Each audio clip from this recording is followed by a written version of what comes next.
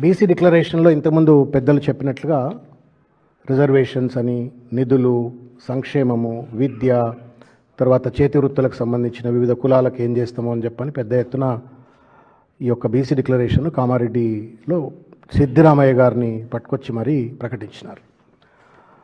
ప్రధానంగా ఇవాళ స్థానిక సంస్థల ఎన్నికలకు సంబంధించి రెండు ముఖ్యమైనటువంటి ఒక అంశాలు. అది రిజర్వేషన్స్లో first, BC reservations will be increased based on caste census and BC commission report within 6 months of assuming power. అంటే 6 నెలల లోపే కులగణన జరిపించేస్తాం. 42% రిజర్వేషన్ తర్వాత increase BC reservations to 42% from existing 23 in local bodies to provide 23,973 new political leadership positions for BCs అని చెప్పని అంటాడు. అదేవిధంగా provide sub categorisation అంటే ఉపవర్గీకరణ, బీసీలలో ఉన్నటువంటి ఒక వెనుకబడ్డ కులాలకు ఉపవర్గీకరణ ఎట్లయితే విద్యా ఉపాధిలో ఏ రకంగానైతే ఉపవర్గీకరణ బీసీలకు ఉందో అదేవిధంగా రాజకీయంలో కూడా ఉపవర్గీకరణ చేస్తామని చెప్పని చెప్తూ పెద్ద ఎత్తున ఇచ్చినటువంటి ఒక వాగ్దానం. ఇది నమ్మబలికి సిద్ధిరామయ్య లాంటి పెద్ద మనిషిని సిద్ధిరామయ్య లాంటి పెద్ద మనిషిని ముందు పెట్టుకొని బీసీ డిక్లరేషన్ను ప్రకటింపజేసిన తర్వాత ఇవాళ రేవంత్ రెడ్డి గారి ప్రభుత్వం, క్యాబినెట్ అంతా కూడా కూడబలుక్కొని ఇవాళ చేస్తున్నటువంటి ఒక దుర్మార్గమైనటువంటి ఒక చర్య ఏంటి అంటే తడిగుడ్డ పెట్టి బీసీల గొంతు కోయటం లాంటిదే. నమ్మించి ఓట్లు దండుకొని ఇవాళ గొంతు కోసినటువంటి ఒక రీతిలో ఇవాళ ఉన్న కాస్త 23% రిజర్వేషన్లు కూడా రాకుండా ఇవాళ పెద్ద ఎత్తున రేవంత్ రెడ్డి ప్రభుత్వం కుట్ర చేస్తూ ఉన్నది. ఆ కుట్రకు సంబంధించిన వివరాలు తెలియజేసే ప్రయత్నం చేస్తాం. ప్రతిసారి శాసనసభలో జరిగినటువంటి ఒక మొట్టమొదటి అసెంబ్లీ రెజల్యూషన్ నుండి మొదలుకుంటే లాస్ట్ బిల్స్ ఏదైతే అసెంబ్లీలో ప్రవేశపెట్టినరో అప్పటి వరకు కూడా రేవంత్ రెడ్డి చేస్తున్న ప్రతి తప్పిదమని తెలిసినప్పటికీ కూడా మీకెందుకు మేము సాధించుకొస్తాం, మేము రిజర్వేషన్లు పట్టుకొస్తాం, మేము కేంద్రం మెడలు ఉంచుతాం, ప్రెసిడెంట్ ఆఫ్ ఇండియాను ఒప్పిస్తాం, నరేంద్ర మోడీ మా బడేబాయ్ అని చెప్పని నమ్మబలికినటువంటి ఒక దరిమిల ప్రతిసారి మద్దతు బలికి ఆఖరికి వాళ్ళు ఏంటి అంటే గుడ్ల లింగాన్ని మింగినట్టుగా ఇవాళ ఆ 23% రిజర్వేషన్లు కూడా రాకుండా పూర్తి స్థాయిలో గండిగట్టేటువంటి ఒక ప్రయత్నం ఇవాళ రేవంత్ రెడ్డి గారి ప్రభుత్వం చేస్తూ ఉంది. మిత్రులారా, 6 నెలల్లో చేస్తా అన్నటువంటి ఒక రిజర్వేషన్ కులగణన 16 నెలలు పట్టింది. అది మీ అందరికీ తెలుసు ఏ రకంగా పట్టింది అనేటువంటి ఒక విషయం. నేను చెప్పొచ్చే విషయం ఏంటి అంటే ఇవాళ ఈ కులగణన తర్వాత సుప్రీంకోర్టు జడ్జిమెంట్లు ఏం చెప్తా ఉన్నాయి అనేటువంటిది చాలా ప్రామాణికమైనటువంటి అంశం. Supreme court judgment Krishnamurthy versus union of India judgment కానీ లేకపోతే వికాస్రావు గవాలి జడ్జిమెంట్ కానీ రెండు జడ్జిమెంట్లో స్పష్టంగా ఏం చెప్తారు అంటే రాష్ట్ర ప్రభుత్వాలు బీసీలకు రిజర్వేషన్లు ఇవ్వాలంటే ట్రిపుల్ టెస్ట్ను కంప్లై చేయాలా అని చెప్పానంటారు. ట్రిపుల్ టెస్ట్ ఏముంటుంది? ఫస్ట్ ట్రిపుల్ టెస్ట్ ఏంటి అంటే appoint dedicated commission to conduct contemporaneous empirical enquiry అని చెప్తారు. రెండవది వెరిఫైయబుల్ డేటా అంతా కూడా సంకలనం చేసి ప్రపోర్షనేట్గా మీరు పొలిటికల్ బ్యాక్వర్డ్నెస్ స్టడీ చేసి దానికి అనుగుణంగా వాళ్ళ రిజర్వేషన్స్ను పెంచినా తగ్గించినా మీరు చేయాలని చెప్తుంది. మూడవది మీరు పెంచినా తగ్గించినా మొత్తానికి మాత్రం 50% దాటొద్దు అని చెప్పని ఈ ట్రిపుల్ టెస్ట్ అనేటువంటిది స్పష్టంగా కృష్ణమూర్తి జడ్జిమెంట్లో చాలా స్పష్టంగా దాంట్లో మనకు రాసి పెట్టినటువంటి ఒక అంశం. అయితే గమ్మత్ ఏంటి అంటే రేవంత్ రెడ్డి గారు చేసినటువంటి ఒక దుర్మార్గాన్ని నేను మీ దృష్టికి తీసుకొచ్చే ప్రయత్నం చేస్తాను. డెడికేటెడ్ కమిషన్ ద్వారా మాత్రమే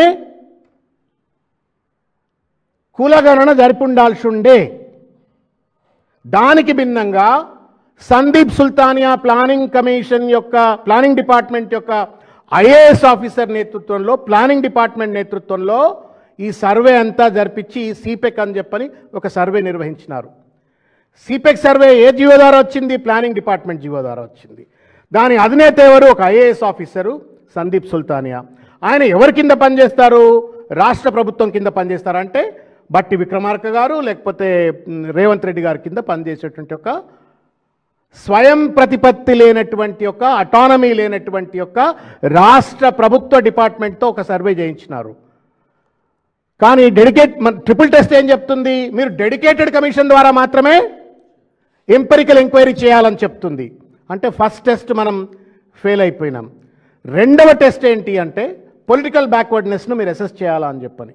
బీసీ బ్యాక్వర్డ్ క్లాసెస్ ఏ రకంగానైతే బీసీలు విద్యలో ఉపాధిలో ఏ రకంగానైతే కేటగరైజేషన్ ఉంటుందో రాజకీయంగా కూడా వాళ్ళ వెనుకబాటుతనాన్ని అధ్యయనం చేసి వాళ్ళను కూడా ఉపవర్గీకరణ చేస్తే మాత్రమే the spirit of second test అదేమంటుంది, రాజకీయ వెనుకబాటుతనాన్ని అధ్యయనం చేసి అత్యంతగా వెనుకబడ్డటువంటి వాళ్లకు అధికమైనటువంటి రిజర్వేషన్లు కల్పించి వాళ్లకు రాజకీయ సాధికారత ప్రపోర్షనేట్గా కల్పించాలని చెప్పని సెకండ్ టెస్ట్ చెప్తుంది. వీళ్ళు ఏం చేస్తూ ఉన్నారు, ఇవాళ వర్గీకరణ చేయకుండా 42% రిజర్వేషన్లు అని చెప్పని జీవోలు పట్టుకొచ్చే ప్రయత్నం చేసినారు. ఆఖరికి ఇవాళ మొత్తానికి కొండంత రాగం తీసి పనికిరాని పాట పాడినట్టుగా ఆయన బిల్లులు ఆయన సర్వే అన్నాడు, తర్వాత బిల్లులు అన్నారు, మద్దతు చెప్పినాం, బయట కొంతమందితోటి పూలాభిషేకాలు పాలాభిషేకాలు రకరకాలు చేయించుకున్నాడు. తర్వాత అది పెండింగ్లో ప్రెసిడెంట్ ఆఫ్ ఇండియా దగ్గర పెండింగ్లో ఉండగానే మళ్ళీ ఆర్డినెన్స్ అన్నారు, దానికి మద్దతు చెప్పినాము. అది మళ్ళీ బయట పూలాభిషేకాలు పాలాభిషేకాలు అది అయిపోయింది. అది పెండింగ్లో ఉండగా మళ్ళీ బిల్లులు అని చెప్పని పట్టుకొచ్చినారు. నమ్మినం మొన్న కూడా మళ్ళీ జియో 41, 42 ఇవన్నీ పట్టుకొచ్చినప్పుడు ఏమో ఈ పెద్ద మనిషి ఏమైనా రిజర్వేషన్లు కల్పిస్తాడో ఏమో, కింద మీద పడి ప్రెసిడెంట్ ఆఫ్ ఇండియాని ఒప్పిస్తాడో ఏమో, బడేబాయి నరేంద్ర మోడీని ఒప్పిస్తాడో ఏమో, బీసీలకు ఇచ్చిన వాదాన్ని నిలబెట్టుకుంటాడేమో అని చెప్పనంటే సావు కబురు కాస్త చల్లగా చెప్పినట్టుగా మళ్ళీ జియో 46ను పట్టుకొచ్చే ప్రయత్నం చేసిండు. ఆ జియో 46 ద్వారా ఏంది అంటే మళ్ళా కేసీఆర్ గారు ఇచ్చినటువంటి ఒక 23% మాత్రమే ఇస్తా అని చెప్పకుండానే చెప్పినటువంటి ఒక ప్రయత్నం స్పష్టంగా దాంట్లో కనబడతా ఉంది. రేవంత్ రెడ్డి గారిని మేము సూటిగా అడుగుతా ఉన్నాం, నువ్వు చేసిన ప్రతి ప్రయత్నానికి మా సీనన్న నేతృత్వం కావచ్చు, ముఠాగోపాలన్న నేతృత్వం కావచ్చు, కేటీఆర్ గారు కావచ్చు, హరీష్ రావు గారు కావచ్చు, మొత్తం బీఆర్ఎస్ పార్టీ శాసనసభ్యులు కావచ్చు, శాసన మండలి సభ్యులు కావచ్చు, కుల సంఘ నాయకులు కావచ్చు, పెద్ద ఎత్తున నీకు మద్దతు చెప్పిండ్రు కదా, నువ్వు ఏం పొడిచినావు రేవంత్ రెడ్డి చెప్పు. ఢిల్లీలో బిల్లులు పంపిన తర్వాత జితనీ ఆబాదీ ఉతనీ హిస్సా అని చెప్పని రాహుల్ గాంధీ దాన్ని పెద్ద ఎత్తున ప్రచారం చేసుకొని మేమేదో సోషల్ జస్టిస్ చేస్తూ ఉన్నాం, దేశంలో ఎవరు చేయనటువంటి ఎక్స్రే చేస్తూ ఉన్నాము, కాస్ట్ ఎక్స్రేలు చేస్తూ ఉన్నాం అని చెప్పని ప్రచారం చేసుకొని మహారాష్ట్ర ఎన్నికల్లో బీహార్ ఎన్నికల్లో ప్రచారం చేసుకొని మీరు మొన్న బీహార్ ఎన్నికల్లో ప్రచారం చేసుకొని మీరు ఓట్లు దండుకునే ప్రయత్నం చేసిన పెద్ద మనుషులు ఒకనాడన్నా రాష్ట్రపతి దగ్గరికి రాహుల్ గాంధీ పోయినాడా? ఒకనాడైనా Rahul Gandhi leader of the అపోజిషన్గా కాంగ్రెస్ పార్టీ ప్రతినిధిగా పార్లమెంట్లో ఈ అంశాన్ని లేవనెత్తినాడుగా. ఇదే కేసీఆర్ గారు తెలంగాణ రాష్ట్రం అసాధ్యం అనుకున్నటువంటి సందర్భంలో 35 రాజకీయ పార్టీల దగ్గరికి వెళ్ళి సంతకాలు పెట్టించుకొచ్చి తెలంగాణ రాష్ట్రాన్ని బిల్లు పెట్టాల్సిందే అని చెప్పని ఒత్తిడి పెట్టి కేంద్ర ప్రభుత్వం మీద మెడలు వంచి తెలంగాణ సాధించుకొచ్చిన ఒక ఎక్స్పెరిమెంటు, ఒక ఎక్స్పీరియన్స్ మన కళ్ళ ముందు ఒక ప్రాక్టికల్ ఎక్స్పీరియన్స్ కేసీఆర్ గారి నేతృత్వంలో కనబడతా ఉంది. మరి రేవంత్ రెడ్డి ఏం చేసి ఉండాల్సి ఉండే? రాహుల్ గాంధీని కాళ్ళు మొక్తావా, ఏళ్ళు మొక్తావా? సోనియా గాంధీ, రాహుల్ గాంధీ ఇండియా అలయన్స్లో ఉన్నటువంటి ఒక మొత్తం 240 పార్లమెంట్ సభ్యులు ప్రెసిడెంట్ ఆఫ్ ఇండియా దగ్గరికి పరేడ్లో పెట్టి ఉండాల్సి ఉండే, చేయలేదు. బడేబాయ్ అన్న నరేంద్ర మోడీ దగ్గరికి అపాయింట్మెంట్ తీసుకొని మొత్తం శాసనసభ్యులను, శాసన మండలి సభ్యులను, పార్లమెంట్ సభ్యులను తీసుకెళ్లి ఆ బిల్లులు పాస్ చేయించే విధంగా ప్రెసిడెంట్ ఆఫ్ ఇండియా దగ్గర ఒప్పించుకోవాల్సి ఉండే, అది చేయలేదు. పార్లమెంట్లో కనీసం ఒక ప్రైవేట్ బిల్ అయినా సరే 10th షెడ్యూల్లో 9th షెడ్యూల్లో ఇన్సర్ట్ చేయడం కోసమైనా సరే, అమెండ్మెంట్ చేయడం కోసమైనా సరే పార్లమెంట్లో ప్రైవేట్ బిల్ అయినా పెట్టే ప్రయత్నం చేయలేదు. మొత్తానికి బిల్లులు, ఆర్డినెన్సులు, బిల్లులు అని చెప్పని జంతర్ మంతర్ల డ్రామాలు చేసి బయటనేమో కొన్ని పెయిడ్ బ్యాచ్లతోటి పాలాభిషేకాలు పూలాభిషేకాలు చేయించుకొని తానేదో అభినవ పూలే అని చెప్పని ఆయనే యాదవ్ ఆయనే గౌడ్ అయిపోయినట్టుగా అందరితోటి పొగిడించుకొని బీసీల నోట్లో ఇవాళ మన్ను కొట్టేటువంటి ఒక రీతిలో సావు కదురు సల్లగా చెప్పినట్టుగా ఇవాళ జియో 46 పట్టుకొచ్చే ప్రయత్నం చేసిండు. దీనికి ఏం సమాధానం చెప్తాడు రేవంత్ రెడ్డి? కనీసం చెంపలను వేసుకోవాలి కదా, చెంపలేసుకుంటూ పక్కకు పెడితే should you not at least apologise? కనీసం నేను ఇన్ని ప్రయత్నాలు చేసినాను, నా ప్రయత్నంలో లోపం ఉంది, నేను రాహుల్ గాంధీని కన్విన్స్ చేయలేదు, ఇండియా అలయన్స్ని కన్విన్స్ చేయలేదు, మోడీని కన్విన్స్ చేయలేకపోయినా, నేను 42% రిజర్వేషన్ ఇవ్వలేనని చెప్పని క్షమార్పణ కూడా చెప్పవా?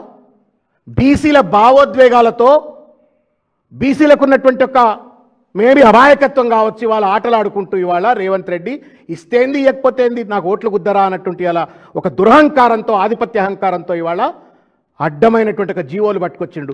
ఈ జీవో ఈ జీవోలు చూస్తే మీకు నవ్వు వస్తుందండి. అరే వార్డు మెంబర్లకేమో ఎస్సీలకు ఎస్టీలకేమో సిపెక్ సర్వే అట, సర్పంచ్లకు వస్తేనేమో 2011 సెన్సస్ అంట. మెడకాయ మీద తలకాయ ఉన్నోడు రాసేటువంటి జీవోలా ఇవి? ఎంత క్యాజువల్నెస్ చెప్పండి ఇది.